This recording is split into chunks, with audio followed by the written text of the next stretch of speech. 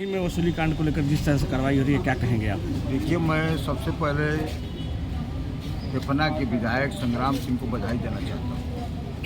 उन्होंने बजट सत्र में ही, पिछला बजट सत्र फरवरी में चला था, उसमें ही उन्होंने अपने क्षेत्र की समस्याओं में सबसे जटिल समस्या नरही थाने की उठाया और सदन का ध्यान मुख्यमंत्री के सामने आकर्षित किया था कि हमारे क्षेत्र में नरही थाने की पुलिस डकैत हो गई है। डकैत शब्द का प्रयोग माननीय संग्राम सिंह यादव ने अपने संबोधन में कहा था और ये रोज़ डकैती डालती है गरीबों के ऊपर और तमाम जो है वसूली और सारे अभियान की उन्होंने उठाया इस मुद्दे को और इसका संज्ञान शासन ने बहुत देर से लिया।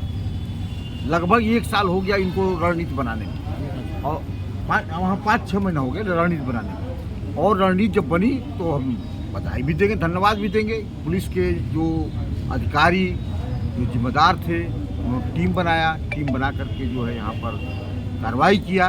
कार्रवाई करने में इसको सस्पेंड किया और बहुत सारे लोग ऐसे हैं जो इसके गिरफ्त में आएंगे।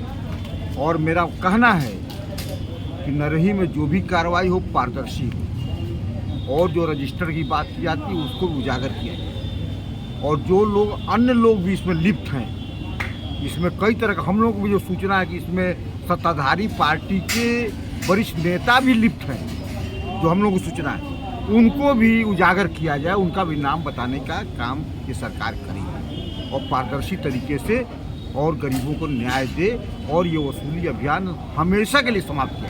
क्योंकि नरही थाना कोरंटारी ये बदनाम थाना रहा है, शुरू से ही बदनाम रहा है। इतनी बड़ी कार्रवाई नहीं हुई थी, अब हुई है तो मैं चाहूँगा कि इसको अंतिम पायदान तक ले जाया जाए और इसकी कार्रवाई पारदर्शी होकर के जितने भी इसमें दोषी हैं जो संलिप्त हैं सब पर कार्रवाई की। कितने थाने अभी आपकी नज़र में ऐसे हैं जिन पर इस तरह की कार्रवाई होनी चाहिए? सारे थाने तो सभी हैं भ्रष्टाचार के अड्डे बन गए।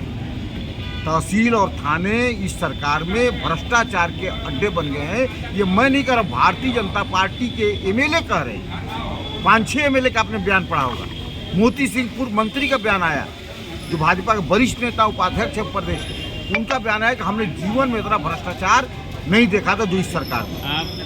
आपके विधानसभा क्षेत्र में सिकंदरपुर थाना और मनियर थाना पड़ता है। मनियर में लगातार 2 दिन सीओ को जाकर शराब की भट्टियाँ तोड़नी पड़ती हैं और सिकंदरपुर पुलिस से आप संतुष्ट है? जहाँ सिपाही की पत्नी की मौत आती है और वहाँ तस्करी की भी बात आती है, अन्य चीज़ें आती हैं। मैंने इस सवाल को कई बार मैंने भी उठाया और लिखने पढ़ने में मैंने लिखा भी है कि सिकंदरपुर थाने से खरीद दरौली घाट से यहाँ पर तस्करी होती है, गाय की तस्करी होती है, शराब की तस्करी होती है, अन्य तस्करियाँ भी होती है और बड़े पैमाने पर भ्रष्टाचार में सिकंदरपुर की पुलिस बालू की तस्करी हर तरह की हो रही है। बैरिया से लेकर के, मनियर से लेकर के, सिकंदरपुर से लेकर के ये तमाम जो ये थाने हैं ये तस्करों का अड्डा बन गया है और ये संलिप्त है पुलिस।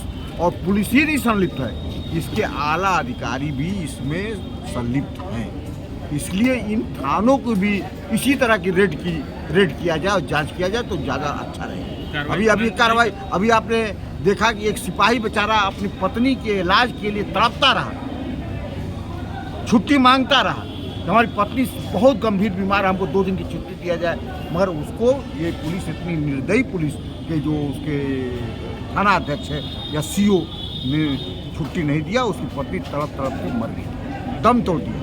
क्या एक जनप्रतिनिधि के नाते कोई धरना प्रदर्शन पुलिस का? हम लोग बड़े पैमाने पर, अभी अध्यक्ष जी ने कहा अपने संबोधन में, समाजवादी पार्टी, जिले की समाजवादी पार्टी एक बहुत बड़ा प्रदर्शन सितंबर के आखिरी सप्ताह में हम लोग करने जा रहे हैं। पहले सप्ताह या दूसरे सप्ताह में हम लोग करने जा रहे हैं। उसकी रणनीति हम लोग बनाएंगे। हम लोग जिले को घेरेंगे, जिले को जबरदस्त तरीके से, जो ऐतिहासिक होगा, आज तक इतना बड़ा प्रदर्शन जिले में नहीं हुआ होगा, वो करेंगे। उसमें तमाम वरिष्ठ नेता और तमाम सांसद उसमें उपस्थित रहेंगे। ठीक।